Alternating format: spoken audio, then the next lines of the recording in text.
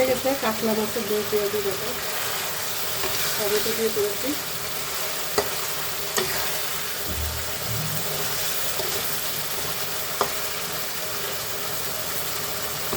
এভাবে কাতলা মাছের পেটের মাছটা যদি ভুনা ভুনা করা হয় দারুণ লাগে খেতে।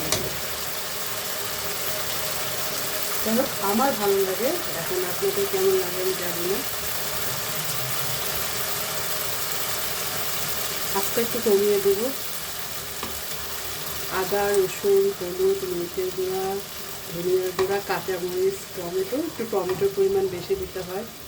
আর দেশি পেঁয়াজ তো একটু স্বাদ বেশি হয়, আর শীতকালে তরকারিতে একটু স্বাদ বেশি হয়। হয়ে গেল আমার রান্না।